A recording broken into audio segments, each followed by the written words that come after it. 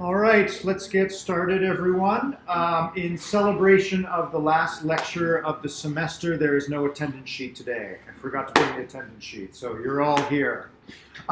Let's talk a little bit about the final project. I apologize, I'm repeating myself, but I just want to make sure we're all on the same page. Next Tuesday morning, bright and early at 7:30 a.m., you will all be bringing your Leap Motion devices to class, so that we can give you your final grade, right? Okay, Leap Motion devices. Again, we've got a lot of presentations to get through in our 165 minutes.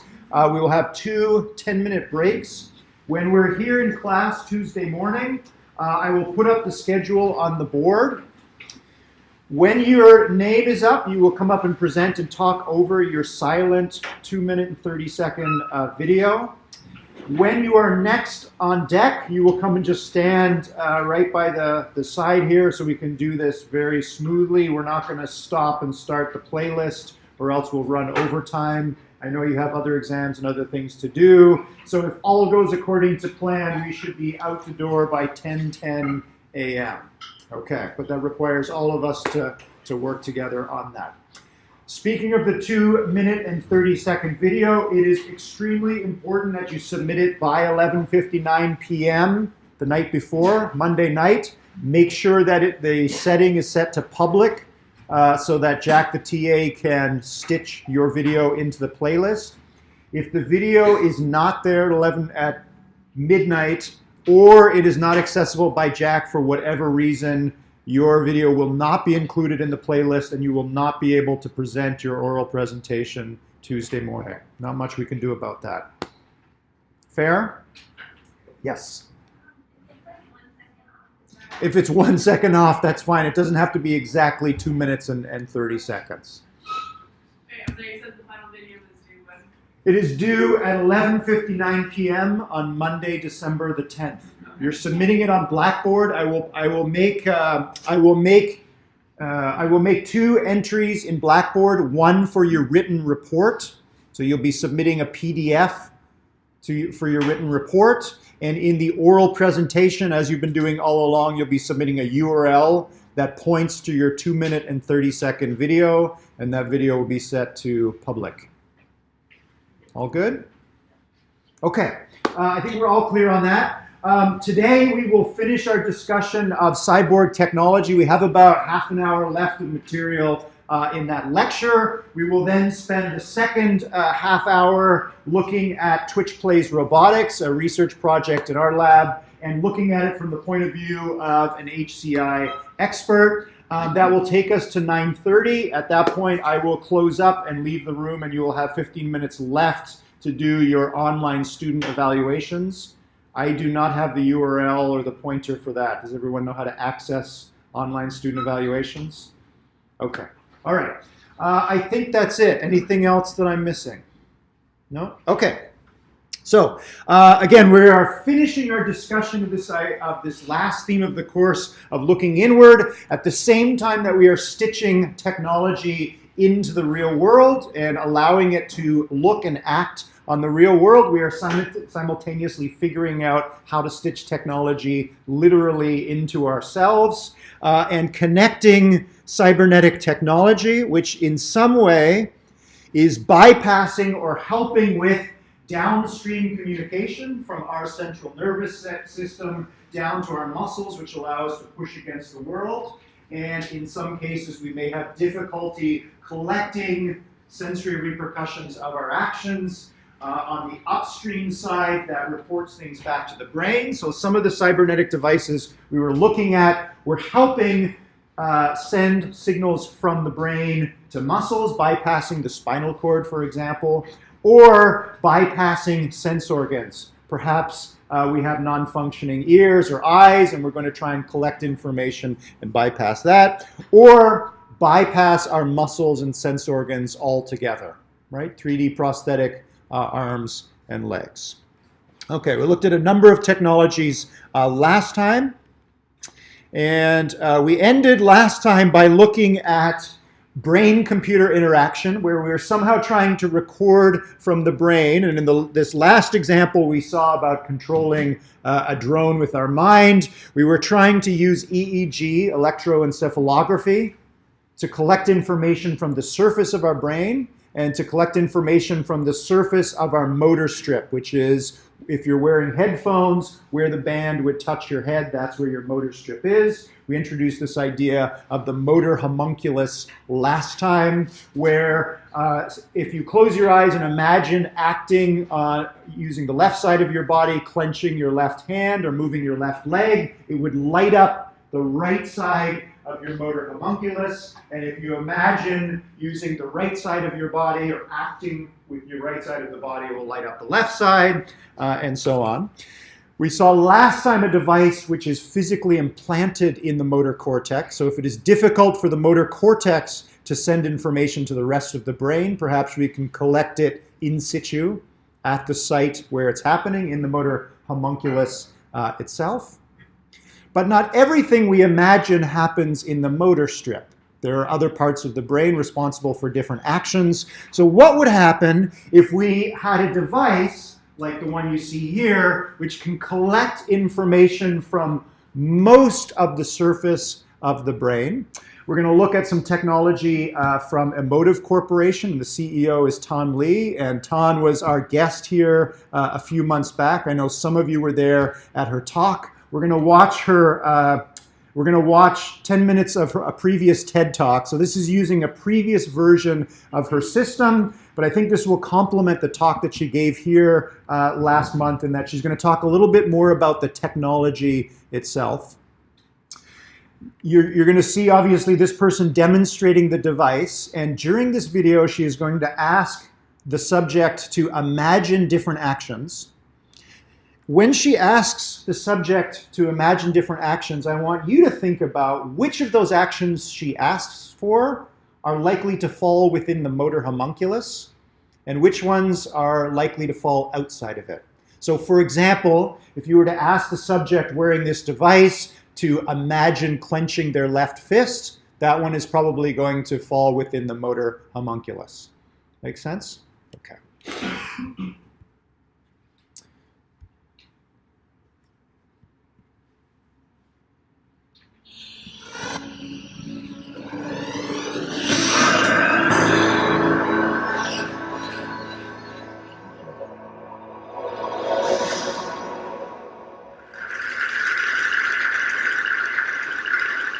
Up until now, our communication with machines has always been limited to conscious and direct forms.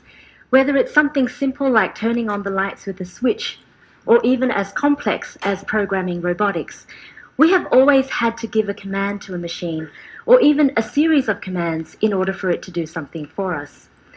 Communication between people, on the other hand, is far more complex and a lot more interesting because we take into account so much more than what is explicitly expressed. We observe facial expressions, body language, and we can intuit feelings and emotions from our dialogue with one another. This actually forms a large part of our decision-making process. Our vision is to introduce this whole new realm of human interaction into human-computer interaction, so that computers can understand not only what you direct it to do, but it can also respond to your facial expressions and emotional experiences. And what better way to do this than by interpreting the signals naturally produced by our brain, our Center for Control and Experience? Well, it sounds like a pretty good idea, but this task, as Bruno mentioned, isn't an easy one for two main reasons. First, the detection algorithms. Our brain is made up of billions of active neurons, around 170,000 kilometers of combined axon length. When these neurons interact, the chemical reaction emits an electrical impulse which can be measured. The majority of our functional brain is distributed over the outer surface layer of the brain, and to increase the area that's available for mental capacity, the brain's surface is highly folded. Now, this cortical folding presents a significant challenge for interpreting surface electrical impulses. Each individual's cortex is folded differently, very much like a fingerprint. So even though a signal may come from the same functional part of the brain, by the time the structure has been folded, its physical location is very different between individuals, even identical twins. There is no longer any consistency in the surface signals. Our breakthrough was to create an algorithm that unfolds the cortex so that we can map the signals closer to its source and therefore making it capable of working across a mass population. The second challenge is the actual device for observing brainwaves. EEG measurements typically involve a hairnet with an array of sensors like the one that you can see here in the photo. A technician will put the electrodes onto the scalp using a conductive gel or paste, and usually after a procedure of preparing the scalp by light abrasion. Now, this is quite time-consuming and isn't the most comfortable process. And on top of that, these systems actually cost in the tens of thousands of dollars. So with that, I'd like to invite on stage Evan Grant, who was one of last year's speakers, who's kindly agreed to help me to demonstrate what we've been able to develop.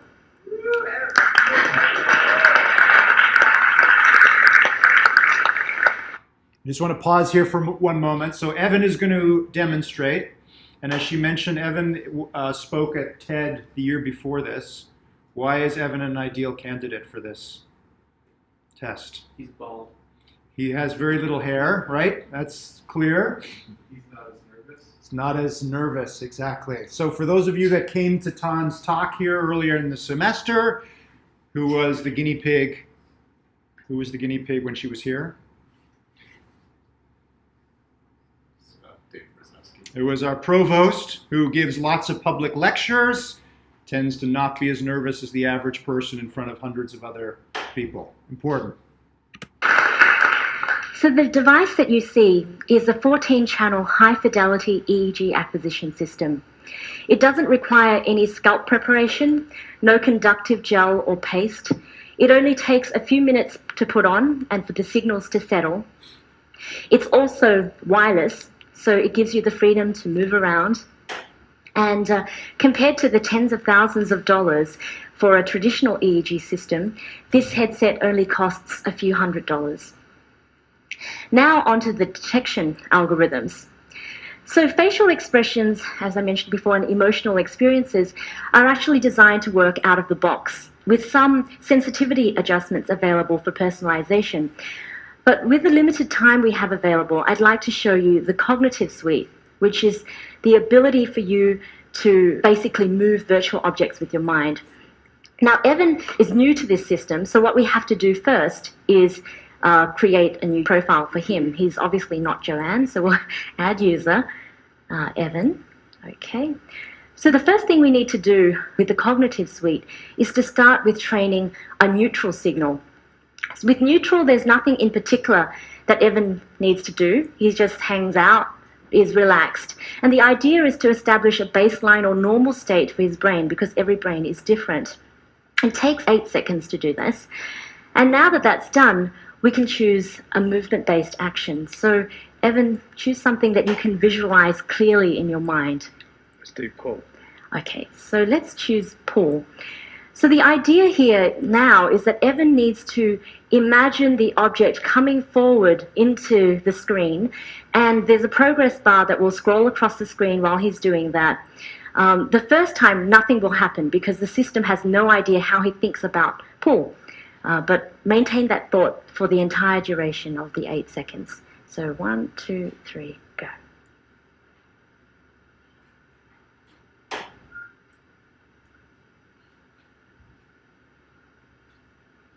Okay, so once we accept this, the cube is live. So let's see if Evan can actually try and imagine pulling. Oh, good job! That's really amazing. Okay, so you've now seen Evan do 3 trials with the system. What were those 3 trials? Baseline, training, and testing. Baseline, training, and testing, right? So think about all of the training you've done with your Leap Motion device. So the baseline here is, again, every brain is different. So we're going to establish some baseline activity for Evan. And then from that point on, the system is going to be looking for brain activity that is significantly different from baseline, but different in what way? So in the second trial, Evan chose pull and then imagined pulling, which produced a different activity in his brain, and that was recorded as the training set. So now the system has baseline and training. And now, when the block was live, it's now testing. So now there is additional brain activity coming in, and the system is watching that brain activity. And at some point, that brain activity was much more similar to the training set, which in this case corresponded to pull, than it was from baseline. And the system indicated that it recognized that by honoring Evan's request, which was to pull the block.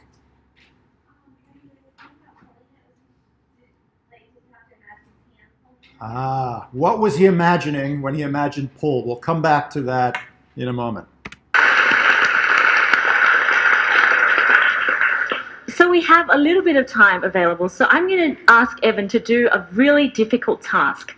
And this one is difficult because it's all about being able to visualize something that doesn't exist in our physical world. And this is disappear. So what you want to do, at least with movement-based actions, we do that all the time, so you can visualize it. But with disappear, there's really no analogies.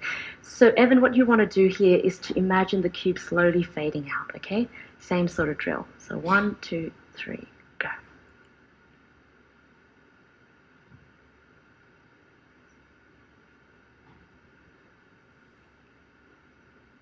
Okay, let's try that. Oh my goodness, it's just too good. Try that again.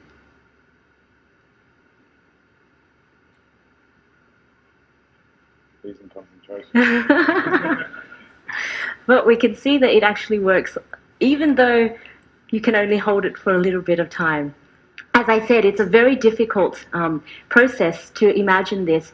And the great thing about it is that we've only given the software one instance of how he thinks about disappear. As there is a machine learning algorithm in this. Thank you. Good job. Good job. Thank you, Evan. You're a wonderful, wonderful example of the technology. So, as you can see before, there is a leveling system built into this software so that as Evan or any user becomes more familiar with the system, they can continue to add more and more detections so that the system begins to differentiate between different distinct thoughts. And once you've trained up the detections, these thoughts can be assigned or mapped to any computing platform, application, or device.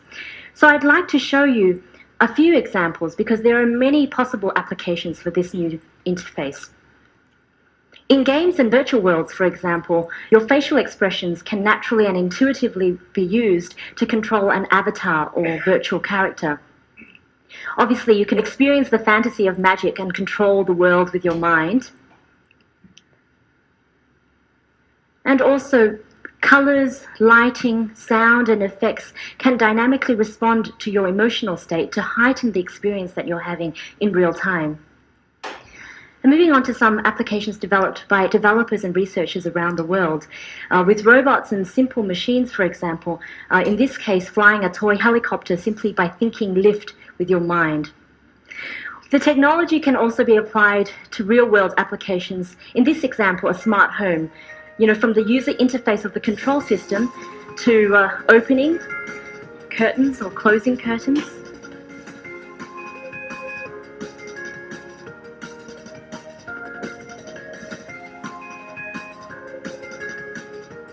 And of course also to the lighting, turning them on or off. And finally, to real life-changing applications, such as being able to control an electric wheelchair. In this example, facial expressions are mapped to the movement command. Now blink right to go right.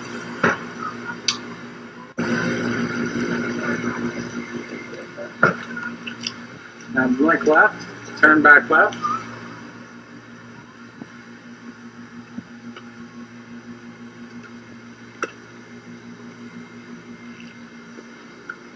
Now smile to go straight. We are really, thank you. We are really only scratching the surface of what is possible today. And with the community's input and also with the involvement of developers and researchers from around the world, we hope that you can help us to shape where the technology goes from here. Thank you so much. Okay, let's start with the final example there of controlling a wheelchair with facial expression. Why choose facial expression as the set of signals to control that device? Well, it's someone who lost all their abilities and do facial expression. Exactly. So if we're thinking about a clinical domain and people that lose movement, if we're dealing with someone who is paraplegic or quadriplegic, they may have actions remaining in the face or head. What might be another reason for focusing on facial expression? The face has a lot of room on the motor strip, so you have a lot of control over your face. Absolutely, right? So one of the easiest signals to detect that makes things easiest on the machine learning algorithm under the hood of this technology is the face of the motor homunculus.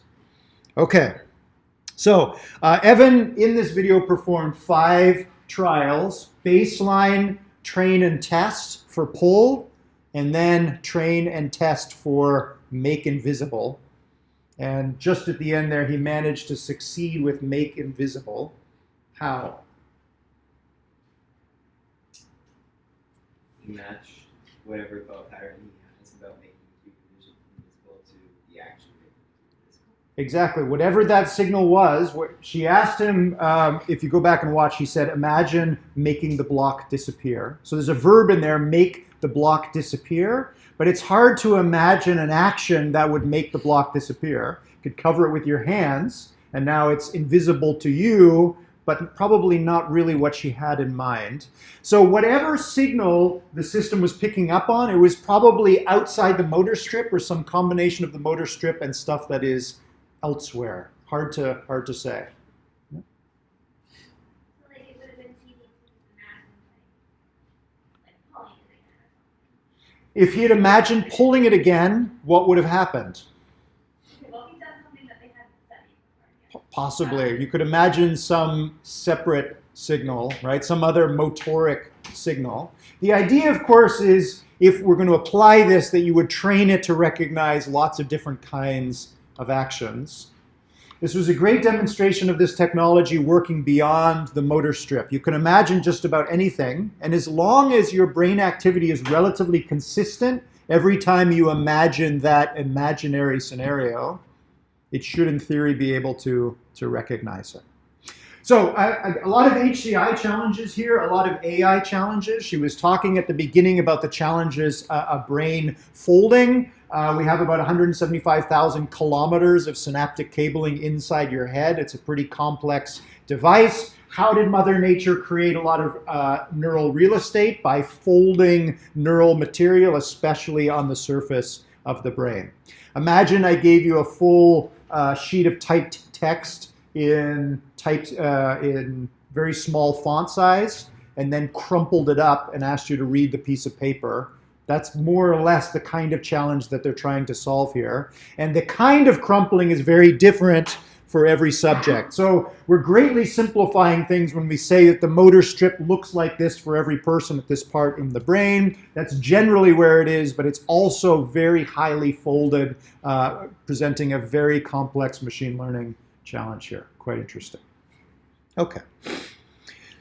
Okay, let's look at 2 more technologies. We've looked so far at cyborg technologies that are controlled by human brains. What about animal brains? How would we do this? And then most importantly, why would we want to do this? Let's talk about the how first. The reading associated with today describes a research project from Northwestern University. They took the lamprey eel that you see a cartoon picture of in the top right there and isolated the reticular formation, which is part of the lamprey's brain, as you see here. It's difficult to say exactly what this region does, but one important thing that it's responsible for is transforming vestibular signals into motor commands. And we have a vestibular system as well, which tells us how our head is oriented relative to gravity. That's in your inner ear. The lamprey has something similar. It can tell how it's tilting in the water, and then using that information, it swims in a particular direction or tries to right itself. Okay. They isolated the lenticular formation, and they placed 2 electrodes, actually a total of 4 electrodes, 2 in the left and 2 in the right side of the reticular formation, and they took the leads from those four implants and connected them with a small, simple wheeled robot that had 2 light sensors on its front and 2 wheels, left and right. So this should look pretty familiar to you. This is a Bratenberg vehicle. So we have a robot body and an animal brain. If there was more light stimulation on the left light sensor, more stimulation on the light sensor was sent as more current or more electricity that is passed into the reticular formation. So if the light sensor fires, the left electrode implanted to the left side of the reticular formation fires, and then strong neural signals on the left side of the formation, for example, are picked up and passed to the left wheel. So imagine we have these 2 circuits, one on the left and the one on the right, going from the sensors of the robot into the hindbrain of the lamprey, and then 2 signals coming back out of the reticular formation and back into the robot and controlling the wheels. So far, so good? What does the robot do?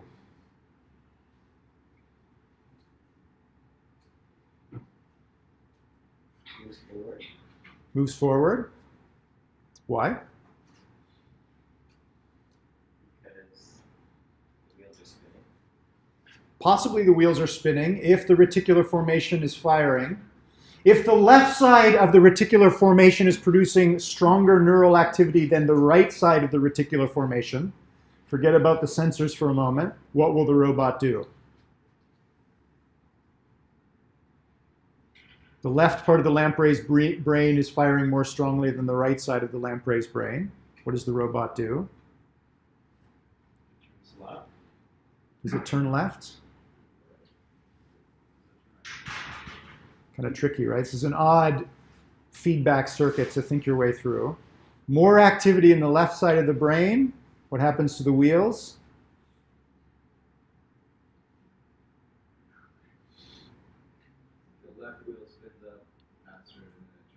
That's it, right? So more activity on the left side of the brain, faster spinning of the left wheel, the robot turns to the right. It's a trick question at the bottom because I obviously haven't told you how the reticular formation responds to more stimulation on the left, right? If the light sensor is firing more strongly on the left, all you know is that we're providing more electrical stimulation to the left side of the reticular formation. Okay, so who knows what the robot does? Maybe it goes towards light or away from light, but there probably is a connection between what's going into the reticular formation on one side and what's coming out. Let's think about the lamprey for a moment. It also has a motor homunculus. It's a lot simpler than ours. So the robot starts to tilt to the left, the lamprey starts to tilt to the left in the water, which means maybe there's more information coming from the left vestibular sensor, which is being registered by the right side of the lamprey's brain, and vice versa. If the lamprey, at least in terms of this part of its brain, is acting not unlike a Bratenberg vehicle. As it starts to tip too much to the left, it might flick its tail to right itself again, and same thing if it tilts too much to the right. If it's more or less level, it would swim forward. That's about all that's known about the reticular formation. Using a system like this, it becomes a novel experimental tool for interrogating the lamprey nervous system. So we can scan the brain of an animal and only understand so much. We can observe the behavior of the intact animal and also try and learn something about the brain. This provides a novel way to investigate this issue. Okay. Let's look at the last example here. This is not necessarily an animal brain, but animal neurons. We're going to start with a flat multi-electrode array, like you see in the cartoon here in the top left. Remember, a multi-electrode array can collect information from some environmental stimuli and turn that into electricity.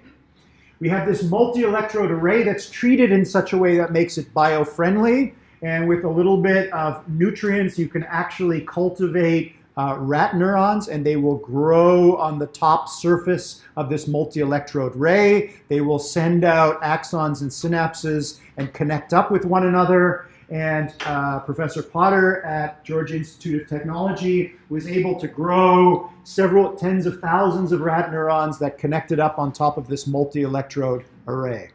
Okay, think about our old HCI feedback diagram. This is kind of a very exotic form of biological and cybernetic feedback.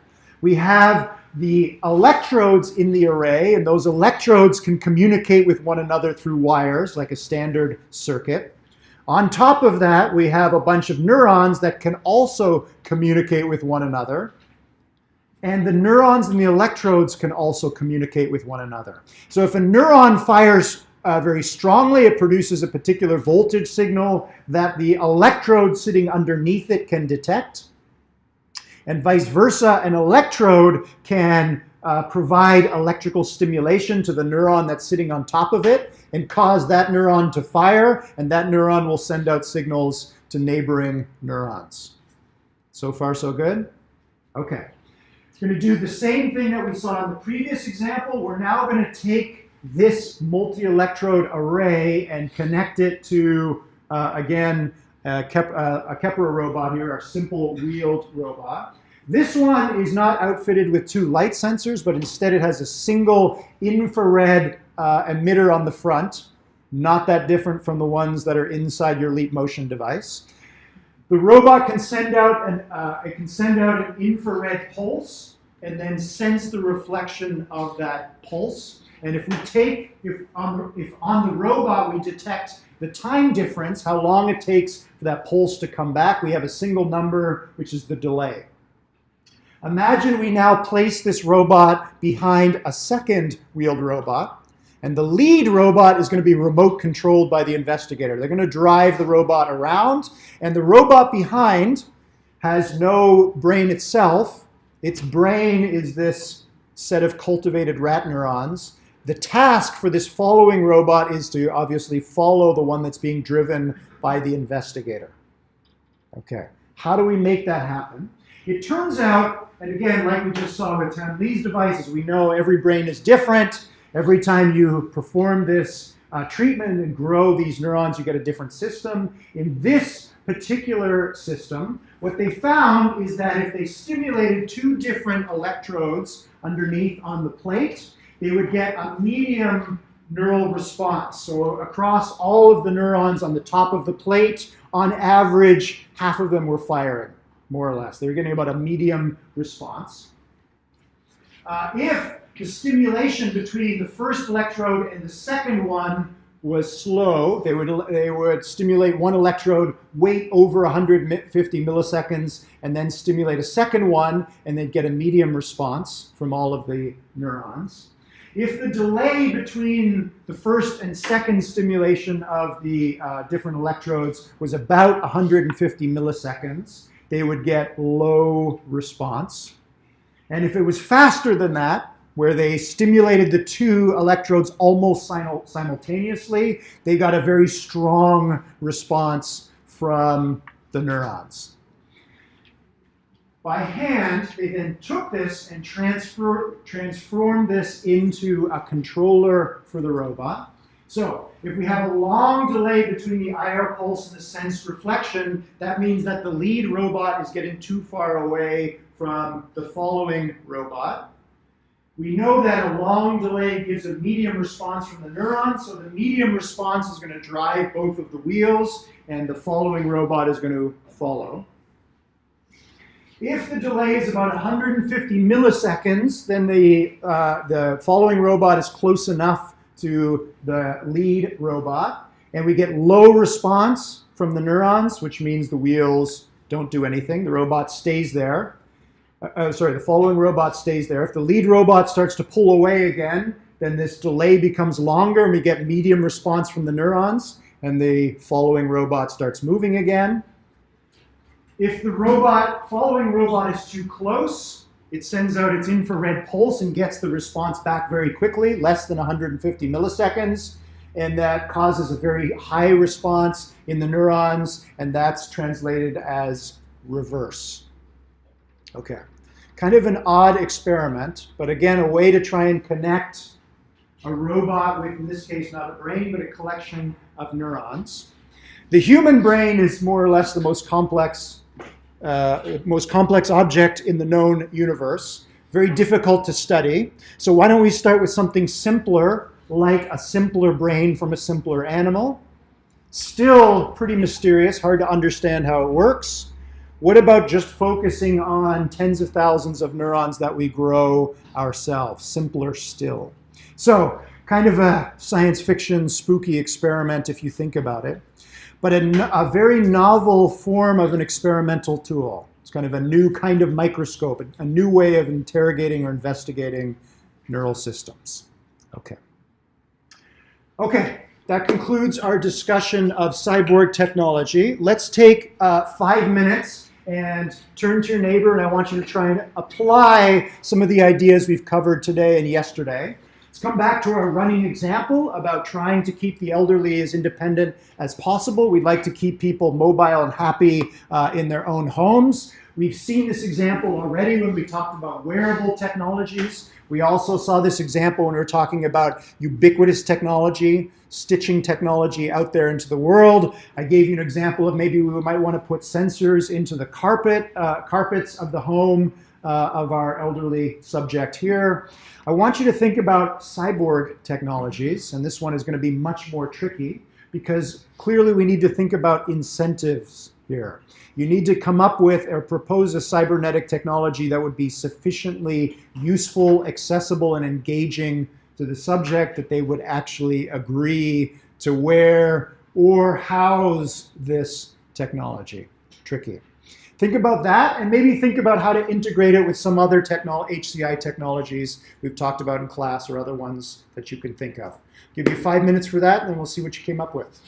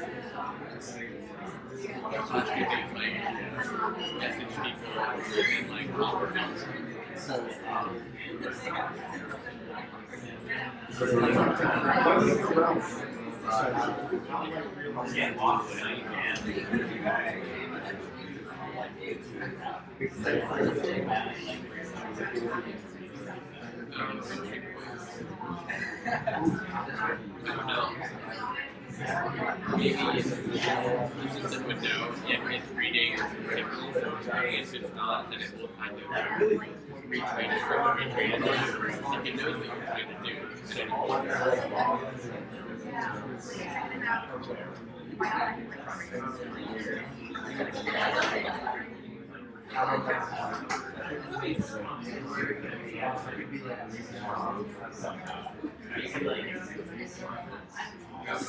Yeah, maybe like, or if it's just the user trying to do something and it's not a user.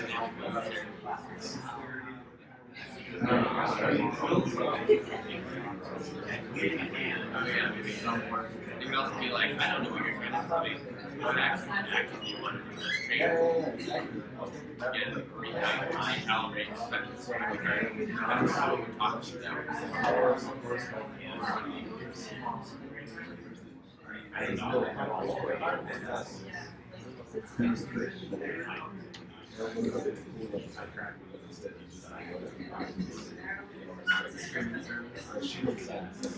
Okay, we would like to keep our elderly subject would like to stay independent in her home. How can we best help her to do so?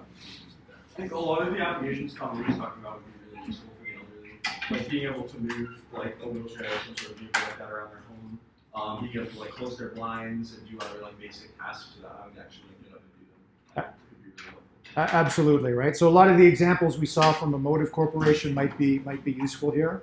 I mean, there's a lot of like medical applications. So you can be like, oh, this brain is doing something funky. I think the person's having a stroke. You just contact emergency services for that. So assuming that we are able to capture some brain activity directly, it might be useful not only for controlling elements in the home, but also doing some real-time monitoring. If, this all requires a big if.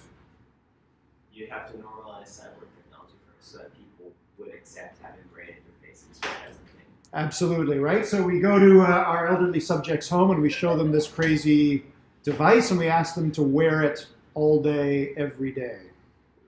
Probably going to be an uphill battle. Yeah, it has to be like integrated seamlessly, and they like can't change their lifestyle because that's normally like what I'm seeing now with my grandparents is like trying to get them to adapt to technology is like really hard. Obviously, we need to think very carefully about this particular demographic. For better or for worse, they may be resistant to change, and this is going to be a pretty radical change for anyone. Something we were kind of talking about was like something that they do once and then just forget about it, like a new plan, especially a small one. I know that they have diabetic patches now, where you just like scan your smartphone, like something like that, or a monitor of like blood sugar or something. Absolutely. So again, it's going to be it might be a big ask to ask someone to have voluntary invasive surgery, but if it is a small operation, and then they don't have to think about it anymore versus wearing a helmet all day, every day. Again, maybe neither is going to be very palatable for our subject, but that may change. The other thing, if it's a surgery, is that you have to be able to somehow like disable it too, and probably like easily. Because if it's something that they're never going to be able to like reverse, then that's going to make it even harder. We talked about that when we talked about design, right? Who is in control of the device?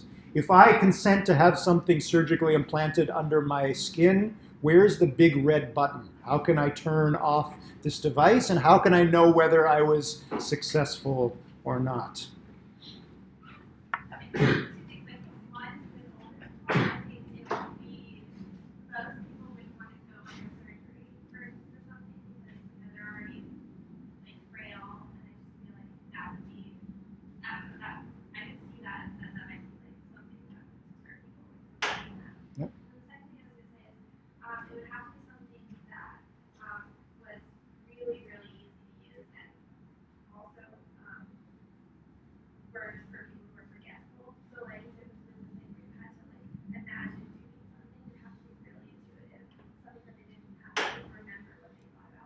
Absolutely, right? So at least the current version of this technology requires significant mental image, right? You have to concentrate on this one particular task and try and forget about everything else.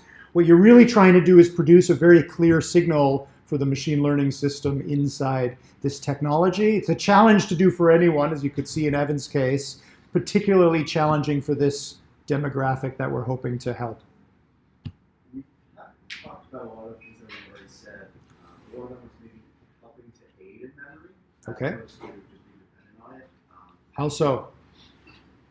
That's a tough one. Okay. I'm not quite sure, but maybe, you know, if you are forgetting something, but you can generate a brain pattern that's similar enough, it can help you to recall your earlier mental state. Possibly. Or, you know, people are having implants all the time, so it wouldn't be a mental cyborg technology, but Okay. replacements are pretty common in the elderly. So memory is important, right? How would we jog the memory of our patient? Think carefully about this particular subject. Most of them already are cyborgs. They carry around a particular piece of technology on them all the time. Most of them. Phone, maybe yes, maybe no. Hearing aids, glasses, right? There's some technology that's already there, which hopefully with a lifetime of practice, especially in the case of glasses, maybe that they're not going to forget. We talked about augmented reality. Maybe we're able to flash something on the inside of their glasses as a reminder. That might be useful. Maybe not a cyborg technology, but a wearable technology. I just feel like this is really difficult because even my grandma refuses to even get a hearing aid, and she's almost 90 now. She can't hear anything. Very challenging, So it's- absolutely. Yeah, just an uphill battle trying to get them to adopt anything. Absolutely, absolutely. Okay, let's move on. I have one last slide to show you for the course. This has nothing to do with cyborg technologies. If you've taken any of my courses before, you've probably seen this slide before. Here's a particular data visualization going from 1963 to 2008. I keep waiting for the authors of this visualization to update this, but so far no luck. The vertical axis is an economic indicator. This is basically economic power, how much you're able to buy given your salary. This is for, as you can see, male US workers, 1963 to 2008, basically earning power, broken out by level of education. Lots of interesting observations to take from this visualization. What are some of them? I was wondering what the dotted versus solid line. I think that's just to help you visually distinguish between them. Yeah. Does graduate school lump together masters and PhDs? I think so. I think so. What is the massive dip at the late 1980s range? Yeah. Not sure. So post-war, things were pretty good, right? The 50s, 60s, the golden age of American productivity. And then after that, bit of a dip. What's happened since 1980, more or less? The gap's gotten a lot wider. The gap has gotten a lot wider, which tells you what about education, at least in this country? It's more important. So, why am I showing you this? Because like you run a graduate program. Absolutely. By all means, go out in the world, work for a while. We'd love to see you come back and obtain a master's or a PhD. Again, kind of a scary plot, but also something to think about. The gap is widening in terms of earning power by education level. Okay, thank you very much for your interest in this subject matter. It's been a pleasure to be your instructor. We have 10 minutes left, after which I will leave you 15 minutes to fill out the course evaluations. For those that came in late, just a final reminder, we're going to be here at 7:30 next Tuesday morning. Please bring your Leap Motion device to class. Will we know the order of our presentation ahead of time, or? You will not. So assume you're going first. Okay. If you have a burning need to be moved up in the order, please let me know and I'll consider requests if need be. Okay. As I mentioned, we've got 10 minutes left, so I want to introduce you to Twitch Plays Robotics. And this is a system that we've been working on for a number of years, and it's not perfect. Imagine you run a games company, and you can hire 1 or 2 employees at a time, but they usually leave after a year. In my case, students that graduate. Very difficult to develop a game, or in our case, a system to teach robots language. Some of you may have seen this before. Some of you may have played TPR before. We have one of the previous developers of TPR here today. Jack, can you wave for everyone here? Jack was one of the developers of TPR version 2.0. This is TPR version 3.0. We've got 10 minutes left. If you have a laptop and if you have a Twitch account, please direct your browser to twitch.tv/twitchplaysrobotics. And I want you to play TPR. And as you are, I want you to play this game and see it through the lens of an HCI designer. I want you to think about the ontology of TPR. We talked about ontology, which is what are the things that exist in this system? What are all of the elements that make up TPR? Some are kind of obvious. Obviously, one of the elements in TPR is robot. That is one entity that exists in this game. There are many others that also exist. I want you to think about the visualizations that you see down there. How do they help you learn to play TPR? Or more importantly, how do they frustrate your ability to play TPR? Some things are easier than others. When you're thinking about the ontology and you discover some of the things that exist in the system, what aspect of the system helped you to discover that piece of the ontology? We have tried our best to create visualizations that communicate something about TPR. There is not very much, there's not much documentation of TPR. You sort of have to try and discover this game by playing it. And finally, we'd also like you to think about gamification. As you will probably see if you start to play this a little bit, it's fun for maybe a few seconds or a minute, and then it gets old pretty quickly. How could we gamify this system? Last thing I want you to think about is navigation. We talked about navigation. How do you make progress in this game? How do the robots make progress in this game? The robots are trying to do something. How do we make that clear? And how could we improve the system to make that navigation a little more obvious? Okay. Again, we all have thick skins here on the TPR team, so we were looking for your honest feedback as HCI experts. I'll give you maybe 5 minutes to play TPR, and then we'll take 5 minutes and you can tell us about these aspects of TPR. Have fun.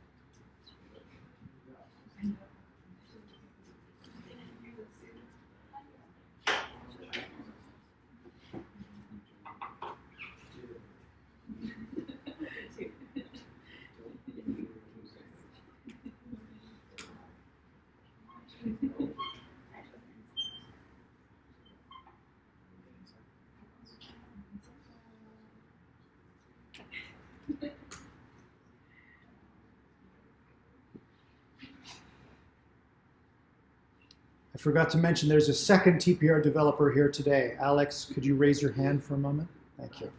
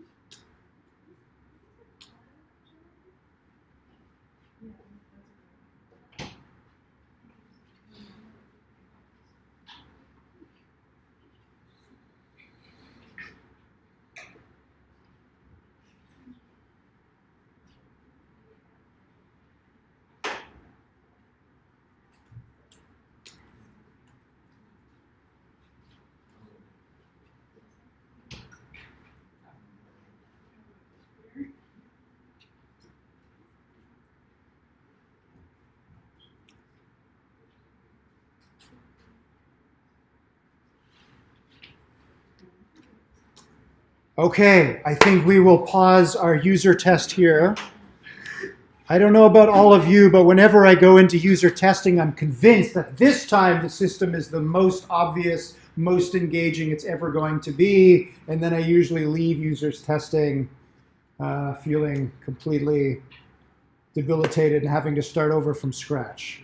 Okay. Thank you very much for your user test. We are logging all of the chat here. We will go back and dissect this to see all of the ways in which we have failed to make our system very intuitive. For those of you that enjoy playing TPR, I appreciate it, but we're going to focus up here for a moment. What exists in TPR? Obviously robots. What else? What are some of the other elements of the ontology of TPR? A level system for users. There's a level system. Why did we put levels in? Again, developers aren't allowed to answer. What's the leveling system there for? Makes it like more fun. Maybe. It shows that the robot's doing better. Shows that the robot's doing better. Not quite.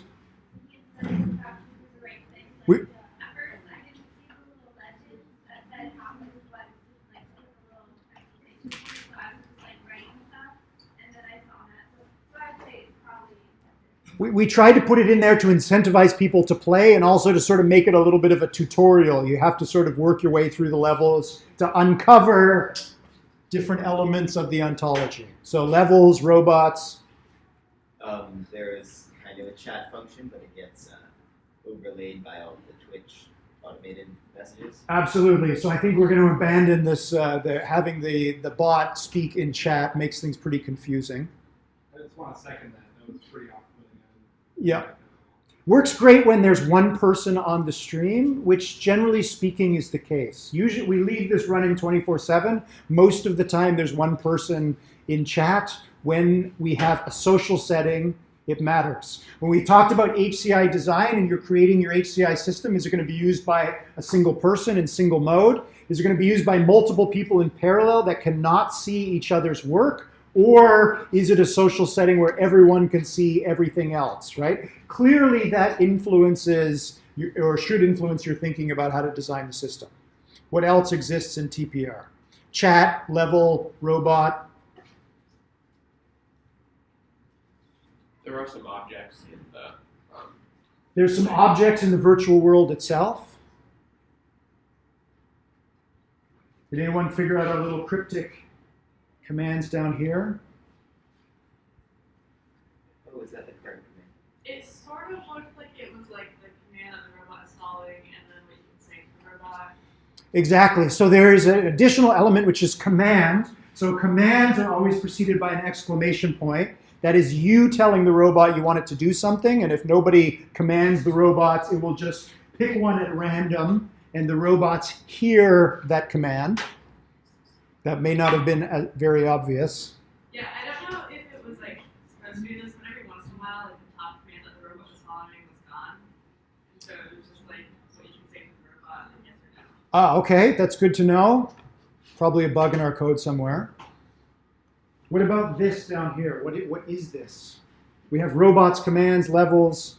It's like giving feedback to the robot. So like if you type like RY here, you're saying like, hey, good job, robot, you're doing the right thing. But if you're saying RN, then you're scolding the robot and you're telling them that it's doing it wrong. Exactly. So this is reinforcement. So that's a term for machine learning, but that's probably not going to be something immediately obvious to our users. So it's hard to explain what this is. So we've wrestled with a long time about how to explain reinforcement to the average Twitch user, and we settled on you reward or scold the robot with N or Y respectively. Is there any, like, is there anywhere where it explains to you the J, Y, W, Y, like, I think What it actually means. Yeah, it did throw me off to see like these two-letter combinations as opposed to just yes or no.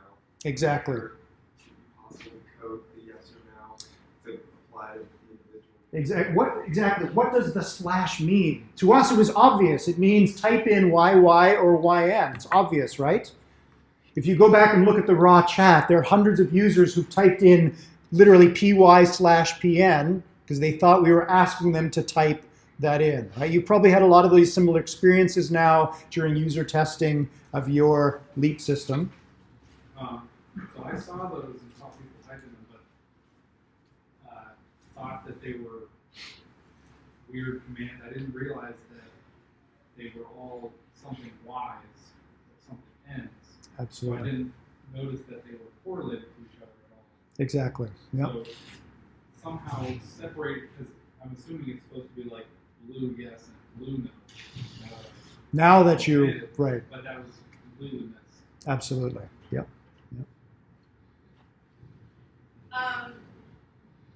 So I know that you had to be looking at the chat, but like having the question request option. Right. Telling you the instructions, I thought that was nice. That was our attempt to help with navigation, right? Quest, you're somehow on a quest, which implies you're heading somewhere. You may have no idea where, and then the leveling system was our attempt to try and help you move along that quest. I also liked the like color scheme thing that you had, the like chart where like it would get really big, the color that the robot's currently on.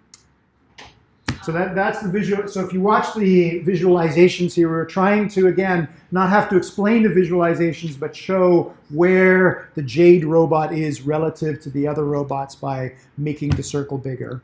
Again, maybe a little bit cryptic, but. But the last thing that like wasn't really good at all was like the bar chart. The bar chart, yes. I had no idea really what that was, except for maybe like the robot's life or like where they live. It's that one is very challenging to describe, and we're still working on a way of creating additional visual metaphors to communicate to the users what that bar chart is. It is interesting, like you are definitely showing commands on the screen and English text. So I think it is interesting, like the line at which point it makes sense to like use a visual metaphor or to just write like what these are. Because if there's a list of 8 English word commands, and then how much ink does it really add to just write commands at the top? Exactly, right? So we spent a lot of time trying to balance this issue, which you are now balancing your final project about text, trying to have as little text as possible, right? People don't read anymore. If we had a paragraph describing what this is, maybe if you were sufficiently invested, you'd read it, but most people probably not. I was looking for a paragraph of text to explain. I think we probably erred on the side of too little. Maybe we'll rebalance that a little bit. Well, I think the problem is that below this is a giant page of text. Maybe now it's too much, right? It's too much. You need something succinct. Something in the middle, right? Tricky. All right, one last comment.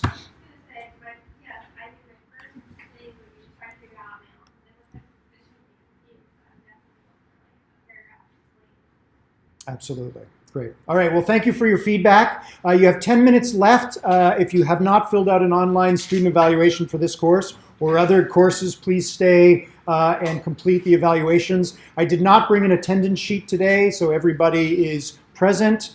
And I will see you back here at 7:30 a.m. sharp on next Tuesday for 62-minute videos of all the different ways you can teach ASL. Good luck with your final exams.